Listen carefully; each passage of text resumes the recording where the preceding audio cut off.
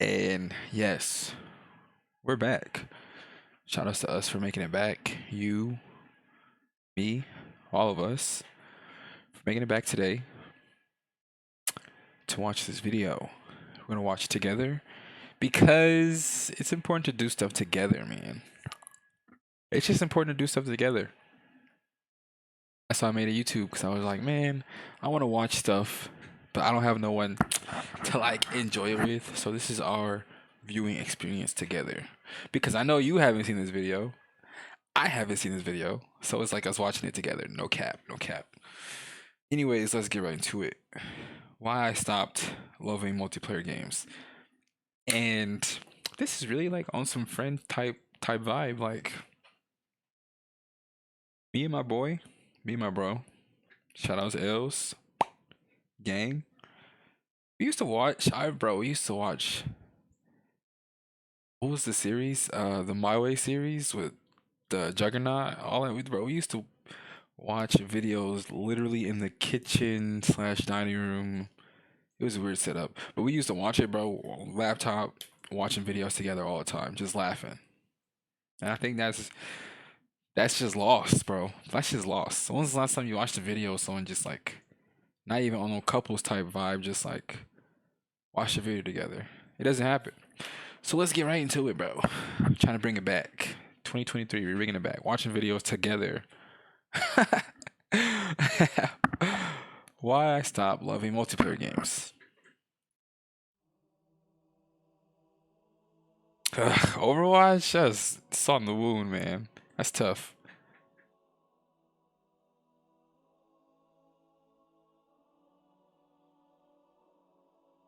That's tough. I have been playing multiplayer games religiously since I was a shitty little squeaker boy. You see, one day I moved to a country where I could finally have access to a most hallowed and fabled thing the internet. Suddenly, a whole new world was revealed to my underdeveloped little mind. Yeah. Uh, a whole new world is right, dude. It is crazy how the internet is literally just a different universe. Counter Strike, Team Fortress 2, Unreal Tournament, Halo 2. I was instantly hooked. My Never played none of those. I played Counter Strike 2. Counter Strike 2 does 2 only is its own experience, by the way. If you've played Counter Strike Dust 2 only, bro, so it's so fun. It's just it's its own game, and it's so fun. my tiny So child good. brain could not have fathomed the world of possibility that the internet would open up for me when it came to gaming. I'd already fallen in love with single player titles. Half-Life 1 was the first game I ever played from start to finish, Damn. and Combat Evolved was my first ever console game. So you could say I was already in too deep not to be sinking. Multiplayer, Sinking. however, it changed everything. See, I was always really antisocial. Not out of some awkwardness in my own nature or an inability to make friends or communicate. If anything, I have literally no shame and am near incapable of feeling social anxiety. It was more a case of I have always been very picky with who my friends are. The internet Which you kind of have to respect that, because I have a friend. I won't say his name. Smart guy, but he is just so antisocial. But the dude is like 18, 19. How are you already 19? This dude is he's more antisocial than I've ever been in my life. And this dude hates everyone. I mean, I'm cool with him. We talk about, Elden Ring and stuff recently. But this dude hates everyone else. The dude's only 19. How? How? It actually blows my mind. Kinda like, and he's smart. He's people love him, but he just hates everyone, bro. changed this. It's Suddenly, crazy. I was hopping from lobby to lobby, making friends with everyone. From fellow squeakers like myself, mics peaking every shrill cry and swear, to people 3 times my age, juggling their free time so they could get one more game on Halo. before the wife got back home with the kids. This was, quite Respect. frankly, a golden age. From full Xbox Yeah. parties on COD, where everyone was discovering a plethora of new mother-related insults, to entire weekends wasted on Halo custom games with the boys. Infection, Fat Man, Jenga. If your brain could think it, the community would have already made it. To this day, there has never been a more welcoming and fun atmosphere in online gaming, at least in my experience. I still cherish many of the memories I made playing in these lobbies, and some of the people I met I am still friends with to this day. So when did it all go wrong? When did all of what made multiplayer enticing and joyous to me? Hmm. It had. When did it? I would say whoever did battle passes first ruined it. I don't know if it was Fortnite, but whomever did battle passes, it that battle passes ruin games, bro. It's crazy. Finally curl up and die. Well, I assume you're at least somewhat literate, since you're operating your device of choice and clicking this video. So you already know that that's what we're going to be talking about, in real explicit detail. The money game. The first point probably isn't news to anyone. In fact, it's an inescapable reality of our current video gaming industry, and unfortunately capitalist society as a whole. Money talks, baby. Oh yeah, we're starting with good old-fashioned dirty greed. Have you noticed that as time goes on, you're unlocking less and less and less and less in your online shooty bang-bangs by actually playing the game? Is it starting to irk you that we once had games with fully realized progression systems where you'd unlock, through actual playtime and enjoyment, a variety of class options, weapon attachments? I can't lie. So Overwatch, I remember playing Overwatch, buying it, and I thought the loot boxes in Overwatch 1 was so generous. So I was just like, well, I mean, you could basically play for an hour and you had a plethora of stuff. Because I'm pretty sure you could, all the heroes came unlocked. So you were just getting like a lot of skins, stickers, voice lines, and all that. So I swear that that model was perfectly fine. So to me, it felt like I bought the game. They were just kind of in the game to unlock randomly at my convenience. It was never an inconvenience. It felt like it felt rewarding to know, learn a character. Oh, I really like May. Then eventually save up to get May's best skin, and then they were releasing skins for free. And then yeah, whatever. I was like, well, this is fine. I never would have thought it would have went this far. So I never thought like anything bad would happen. But this playing Overwatch 2 on a fresh account is miserable. It's actually miserable. It is actually miserable. I uninstalled. I tried. It is actually miserable. Cosmetics, and other stuff that just made you feel that dopamine hit non-stop straight to the veins. Well, fear no more, little ones. Papa Greedy Publisher is here, and he's going to make sure to protect you from that scary, scary dopamine. No, no, no. Scary, scary. You shouldn't be allowed to feel the rush of progression and increasing customization without forking out some money. It's for your own safety, after all. I mean, what else can we do to protect you from this horrible and addictive chemical? No, no, don't look at that. That's not important. That addiction is fine. This one is not. Move along now. What's in the box? What's in the fucking box? If your Oh, brain's that still movie. processing information, I literally saw that movie at Elle's house. What's in the box? That movie is a weird one. you're getting the gist of where I'm going. Greed has stripped down multiplayer experiences to the absolute most basic form. Take Overwatch 2 for an example. Don't. They've removed the terrible loot box system, at least at the time of recording. You know, the one that encourages gambling in children. And what do they replace it with? Ah, right, just hard cash. You don't earn jack shit anymore in Overwatch 2. No, your rank go up or your rank go down. That is the only real progression you get nowadays. But why would they do this? All these different developers and publishers, why would they take away your ability to organically earn things in their games and unlock cosmetics and other stuff that is shown to factually increase most people's enjoyment of a game. Yes, I you never got understood it. it. The answer is literally and will always be money. They're greedy bastards.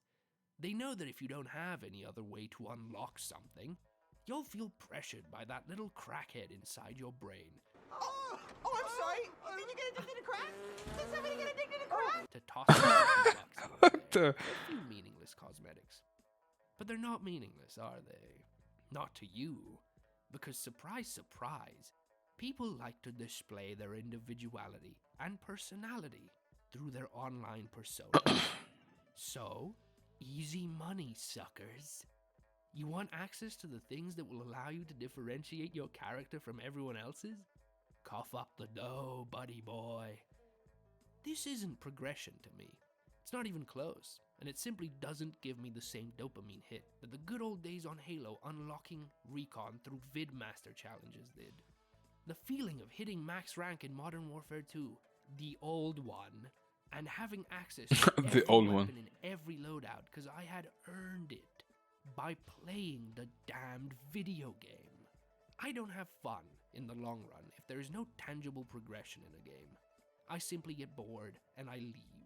I can only play the same maps over and over and over again with nothing changing so many times before I just don't care anymore. Before every angle and every tactic is old hat.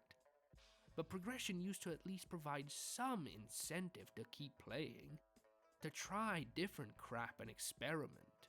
No more. I know what some of you have been shouting at your screen, but oh great and venerable law, what about season passes? Don't those offer you some sort of progression?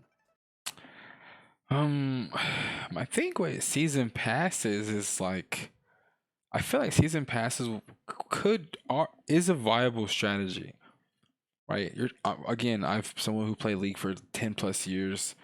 League was basically doing seasons, but I didn't realize it because in between seasons, they still updated the game, changed the game accordingly to some vision. I don't know what the vision was, but they made the game interesting month after month after month. Hell, even sometimes every 2 weeks, the game got changed, and it never felt like, maybe League just spoiled me. It never felt like they were doing crazy changes. It felt like they were just like, here's some randomness, here's some of this. We'll see what it breaks, what it doesn't break. And people were just like, well, I mean, okay, as long as the game is still fun, which it always was. So I feel like if they just didn't dress it up as seasons, all they did was reset and ranks and stuff, but you can just have frequent patches. The problem with most games is there's just not frequent patches.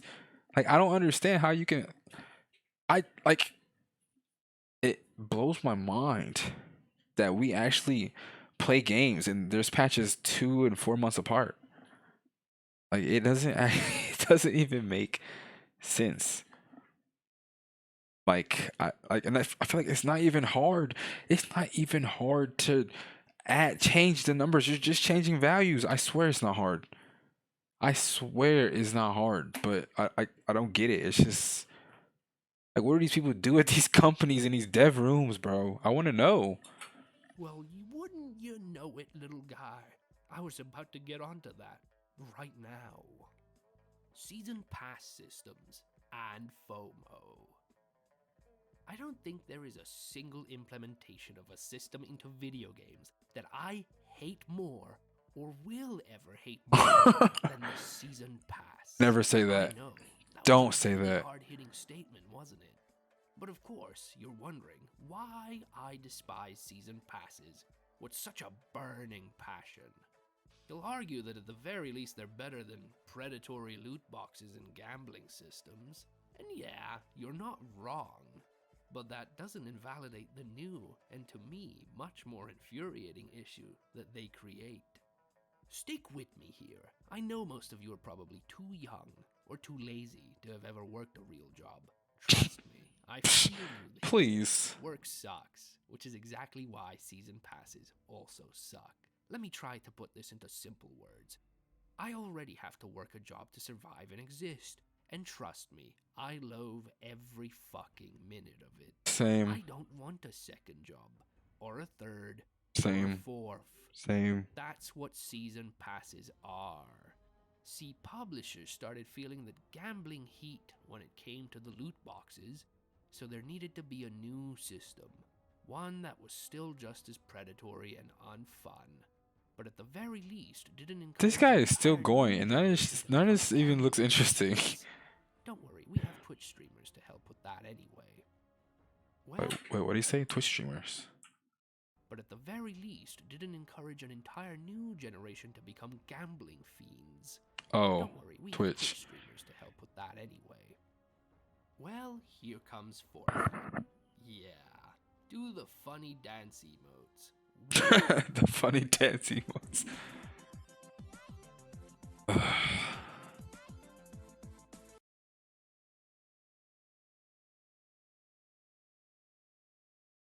Bro, and this is why I can't be like if I just can't get behind people who were like happy like Goku was in Fortnite and they had him looking like something was wrong with him. How can you be happy? How can you even be like, yeah, Kratos is in Fortnite? Fortnite arguably popularized the season pass system. I mean, Where you buy a pass for each season and unlock stuff while playing a game that was, of course, free to play. Look, I'll give Epic and Fortnite shit until the day I die. But at the very least, you actually complete their pass relatively quickly. It's not the worst deal in the world. At the time, it was a big step up from loot boxes, especially if you knew you'd sink that time into the game anyway. The issue arose when more and more other games started adapting the same system. You see, when every fucking multiplayer game in existence implements a season pass, suddenly you're starting to run into an issue. Time is precious. At the very least, mine is. You might not value yours at all, but that's your problem. If you play more than one, or even two multiplayer games actively, then you suddenly experience this dreadful thing that is clearly 100% intended by the devs and publishers. Good old fear of missing out. Say you're a completionist and you play, I don't know, Destiny 2, and you like trying to keep up with content, getting everything in terms of items and such, and honestly enjoy hopping on with friends and grinding every so often. Now, imagine a season pass system suddenly shows up, and you now have a limited time every season to either play Destiny 2 enough for it to almost feel like work, or miss out on loads of shit. Worse though, it's shit you've paid for. But if you don't complete in the allotted time, is gone forever. Now I get it, the effect this has on many is the intended one, which is they start grinding like crazy and burning insane amounts of time on these games, because the fear is too strong. They need it. They need the time-limited cosmetics and items that will disappear into the void forever. They need the crack. My experience with this is I kind of felt this maybe one time playing Path, and then I realized I was like, well, if it's gone forever, there'll just be another one next season. And I was like, who cares if I don't get it? It's gonna be another one next season. No one. And then I also realized no one cares about my armor, bro. No one cares about what your character looks like except you. If you can just find something something that you just like, you're fine. You're set. I promise you, no one cares. I promise you. Unless you're playing an MMO, and unless your character is a girl for some reason, no one cares. I promise you, no one cares. Cocaine. I don't need it. I don't need it. I definitely don't need it. I don't need it. I don't need it. I don't need it. I don't need it. I need it! I don't like That's feeling so pressured funny. to play Classic. when I don't Classic want to. SpongeBob season I 1. don't like that stopping for a few months just to do other shit. You know, like real life shit. Means you can miss a bunch of crap that will forever remain empty on that in-game tick box of stuff you want to collect. The only effect season passes have ever had Got for laid me out. He is said. that they make me drop a game, almost permanently. I'll come back for large expansions and maybe play it when my friends are on, but I will lose literally all drive to go and run on the hamster wheel for measly rewards because, oh no, time is running out. It is the quickest way to sour me on a game that is otherwise an enjoyable experience, to somehow turn what should be the enjoyment of playing into the same feeling I get when I have deadlines for work. I don't want or need a second job, and any video game that tries to make itself into more of a job than a game for you, this shit isn't worth my time. Look, it would make sense if you only played one game, ever, but I don't. I enjoy variety. I like to hop between different engaging experiences all the time. But when every single multiplayer game starts implementing these trash passes, I would rather just not touch them at all. Even worse when they do shit like Valorant and Halo Infinite, which by the way I have uninstalled, so I won't even show footage of. You have to do specific challenges. I have even in the uninstalled. pass. Challenges that force you into game modes you don't like, or to play with weapons you aren't good with, or even classes or heroes you dislike just to progress. That is atrocious. Not only is the game Yeah, so that's my problem with Overwatch 2 Pass. You to progress, to get extra experience or whatever to stuff to get more of the heroes, you have to play different classes, bro. What is the point of role queue if you want me to still play different classes? And then role queue also takes longer. Why even have that on the ticket at all? Why even have role queue? Like I don't understand. Like it doesn't make sense. Like it doesn't make sense. People are gonna play whatever they want to regardless, and they're gonna suck if they suck. They're just gonna be bad regardless. It's not about teamwork. Like it like blows my mind. game trying to stress you out with a time limit for unlocking crap you have paid for already. It is also making you play the game in ways that you might not enjoy at all. This mountain of shit is why I hate season passes.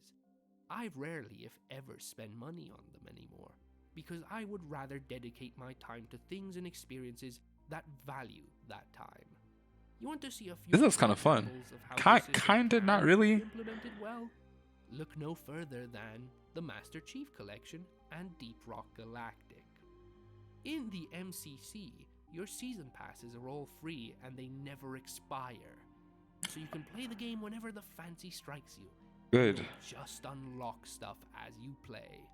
Lovely, simple, no FOMO, no stress, making me feel like my time would be better spent doing literally anything else. Deep Rock Galactic, again because you bought the game full price, offers every season's reward tree for free. But even better, if you miss any one season and don't get all the items, they then move from the season pass into the game's loot pool, so you can still unlock them with RNG and game currency over time. Nice. I mean that's really Look good. at that. It's common sense. Non-predatory seasonal content systems color me impressed. Remember how a long time ago, around the start of this video, I was talking about all of these positive social experiences I had on multiplayer games? Even when I was a child, interacting with people who had no reason to be cool, welcoming and embracing of me into their little friendship groups, yet still were? I have not had an experience similar to that in any multiplayer video game for what feels like a decade since. That is actually why I've clicked on this video because I'm going through that right now. So I'm playing League of Legends again, just normals. You know, I'm not even stressing it, trying to really fill it out because I will always have a little soft spot for League, you know. So I've been playing just normal games. No one talks in any of these games. No one. There's 10 humans, people playing these games. So I played like 6, 7 games. So I've had 70 players, not a single player. Maybe like two people said something when they were winning. They were just just talking shit, whatever. Okay, whatever. Maybe a few GGs. Besides that, no one is talking in these games. 70 people, bro. How is and no one is interacting at all. Even when I say whatever, no response. Maybe a response and it stops there. It is crazy how everyone is so antisocial on social games. It is crazy to me. Except for co op games, which I'm going to make a separate video on. Have you? I don't know what the fuck happened to gaming communities, but these days all you run into is toxic sweat lords on literally every damned video game. All that you ever see in text or voice chat is people screaming slurs at each other, raging at their own team, or just being massive toxic balls of feces all day, every Balls of day, in feces. all their matches. What happened? Balls I'm of asking feces. genuinely on this one. I don't know. I don't know, I man. can't begin to guess. Is it just the increased access of people to these games has allowed the dregs of humanity to wash in? Maybe. I've even had theories that maybe the creation of communities on stuff like Discord results in everyone who isn't a horrid little gremlin just finding personal communities dedicated around the games they play, where Hmm. everyone is just overall nicer to each other. So all you're left with in public matchmaking in terms That's of people true. who actually use the in-game comms is honestly just the worst people you could ever imagine. I never thought about it like I that. do a little trolling myself, and I'll get equally toxic at someone if they spend an entire round flaming me, but I don't go around flaming my team in ranked all day, or constantly seem to just be trying to start toxic arguments in every single match I'm in. It's just depressing. I live during a time where even with the infamous pre-game lobbies of people telling you they're going to fuck your mom, the majority of the people I'd meet would be quite alright. They'd be capable of having conversations. They wouldn't take the damn game so seriously. It's like people's ability to have fun has just fucking evaporated. They all want to be esports players, and they think they're hot shit, so they'll act that way in all the games they play. It just isn't fun anymore. Multiplayer game lobbies are in Damn, that was a general good shot. so miserable that you have to wonder why any of these people in these matches are even bothering to play the games at all anymore. Like, unironically go the fuck outside and touch some grass. Unironically. The dream of the esports wannabe. One trend I noticed as esports was becoming more and more of a big deal was that players lost their minds trying to emulate these people in professional teams. And the more they tried, the more they turned into the stinky sweat lords that infest online games nowadays. People who think they're gonna be the next Shroud. So they're on there clenching their cheeks as hard as possible, literally shitting and shaking. Literally. If they didn't win, how could they possibly be having any fun? These are the people that will shout at you in unranked matches for picking non-meta characters, weapons, classes, etc. People who have warped their idea of fun to such a pathetic degree that even when they're like not platinum rank in whatever they're playing, they'll still act like they're in Grandmasters. I've always despised playing the meta. It's boring. Same, Wanna see dude. how boring? Take a Dude, look at same. Overwatch.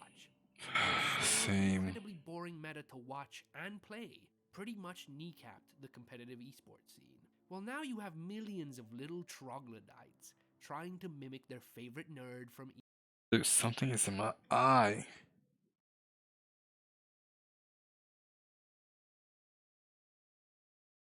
esports and constantly playing only the meta shit and raging anytime they lose while playing that meta. Or the even more terrible crime is committed of someone not caring about the meta at all. Blasphemy! How could you possibly be playing this game just to kick back and relax? What do you mean you're gonna play an off-meta character? What do you mean you're using that terrible gun for the fun of it? What is wrong with you? Unbearable. Of course, esports gave rise to another terrible thing for multiplayer gaming. And that is developers and publishers who see the money in that industry and suddenly want every goddamn game they ever make to be an esports. What does this mean? Well, suddenly everything needs to be balanced. Dude, I feel like esports has been like on a rapid decline since 2020. Like, why would anyone even want their game to be esports at this point? I honestly feel like you have a better shot making an indie game, getting like doing some good legwork for the indie game, and having it blow up than trying to go esports. I honestly feel like that it would it would produce more. You would just do better. Like, am I wrong? I'm thinking that way. Balanced.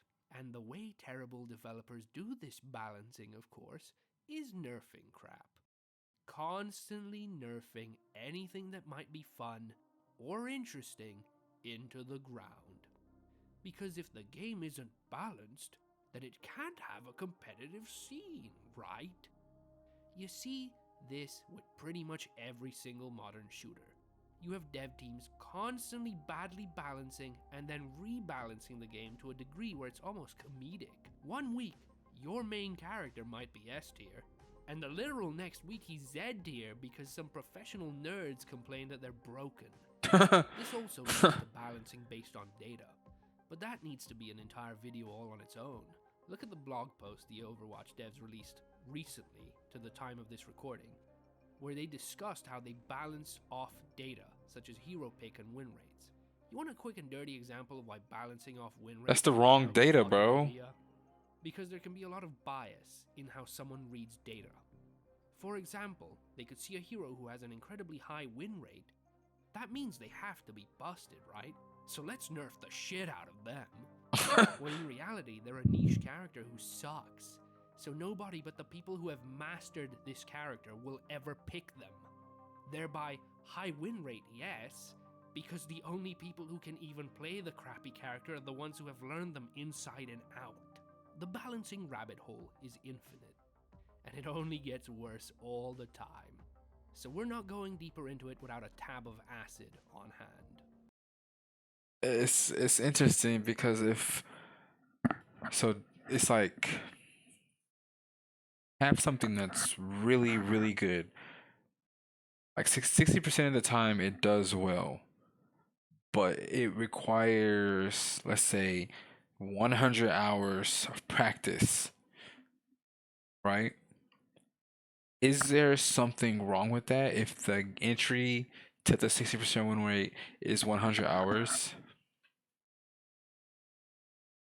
I think it depends on like what the thing is. Because with shooters, I don't know. With Overwatch or a PvP game, it really depends on like what is happening. Like, I can't even really imagine a situation where a high mechanical character is just outright just beating everyone, except maybe Happy Chaos and Strive. I don't know. It would have to be. It would have to depend on the what the broken thing is. Instead, let's shift our focus to the problem with team games. Now, I'm no top player in the world at pretty much anything, but I'm also not total crap. This creates a massive problem for me. You see, skill-based matchmaking systems do in fact punish good performance, and I experience this in about every single multiplayer game I ever dedicate time to. I'll do good for a few matches, and suddenly I'm facing a team of absolute gods, while my teammates are doing their best to keep oxygen cycling in and out of their lungs. This incredibly aggressive type of matchmaking has only become more and more prevalent of late, with more people pointing it out and noticing it. In the past, I didn't mind it or even notice it as much because games used to actually reward skilled play. I know, what an idea! Whether mechanical skill, map knowledge, if you were good at, say, Halo or COD, or any game really, you could feasibly carry your team on your back and still eke out a win. And it felt good. You felt like a Chad. The issue nowadays Whoa. is that so many games are designed around forced teamwork to such an extent that if you have a single person not playing their role properly, you are doomed to failure. You're a good tank, but your healers are bad? Welp, GG. Yep. You're a great healer, but your DPS is incapable of killing any of the 4 different people using you as a makeshift pinata? Welp, GG. Compare this with any single match of Halo, where you can honestly be getting more than half the kills in a match by yourself, and still managing to at least stand a chance as a result of your own effort being rewarded. You can't do that anymore in most games, because design has shifted into these hero and role-based games that encourage esports-style team makeups. Even if you're good, most of the time you'll feel like the game is actively punishing you for having the goal to have above a 50% hit accuracy. How dare you? Multiplayer games, you're dead to me. There you have it, a jumble of thoughts and words made manifest. This is how I fell completely out of love with a genre that I was once honestly obsessed with. I don't know if I'll ever feel the same drive I once did to play these kinds of games again. Maybe I've just Probably outgrown not. them. Or maybe the plethora of issues I've spent this whole video outlining have so completely tainted the idea of multiplayer in my mind that there's nothing left for me to go back to. Whatever the case, I'll always cherish the thousands of combined hours I've spent finishing the fight in Halo, hitting sick Dang. pop shots in Counter-Strike, Ooh. pulling off insane feats of mobility in Titanfall 2, and the many friends and communities I became a part of along the way. The good games will always remain good. This even if Titanfall 2 nothing looks worthy fun. comes along to replace them. In the meanwhile, I'll be spending my time having fun in the oh so many co-op alternatives that offer far more enjoyment, far less toxicity, and way more bang for your buck. I like how this is the second video I've watched, and it's like this game has come up. It's like the universe is like, you should play this game. Oh yeah, you know what that means. Rock and stone. So yeah, I hope you guys have enjoyed this video, even though it was a very negative topic. I just really did want to rant about this for like nearly half an hour. It's one of those things that it's been building over time, you know? I keep playing multiplayer games and I'm just like, what the fuck is going on? Why do I hate this? Why am I not having fun? So I just compiled all my little like gripes and thoughts into a little video. I don't care if you agree. By the way, this isn't for you, this is my channel. Welcome, I am Lawrence. You get the joke now? Literally law. It's because I'm Lawrence and I write these stupid videos. Yeah, I'm a creative guy. And by that I mean, I am the law. But yeah, no, if you like the video, subscribe, leave a like, do all that dumb bullshit. I will make more videos now that I've started, on this channel especially, because, yeah, no, I have a lot of ideas. I do want to make more stuff. A lot of it will be way more positive stuff. I even mentioned in this video, I do want to make something about co-op games at some point, and I have a bunch of other, like, ideas for videos. So stick around. You don't know, but you might enjoy what I make from time to time, you know?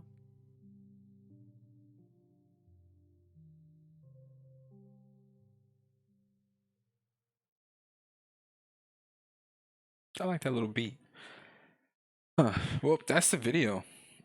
Pretty nice video. It's nice to hear other people's thoughts on these type of issues in, games. Like I said, I've been trying to play League, and a lot of what he said I resonate with. But I'm just playing for fun. I'm not letting it get to me. I'm treating it, dude. Why does it keep popping up? Stop. I'm treating it as something to just relearn, and like I said, it's not the worst game because it's free, but it is rough. Anyways, that's the video. Thanks for watching. You know the motto. Tell someone you appreciate them. I appreciate you guys, and I will see you in the next video. Dude, there's some. My eye still. How?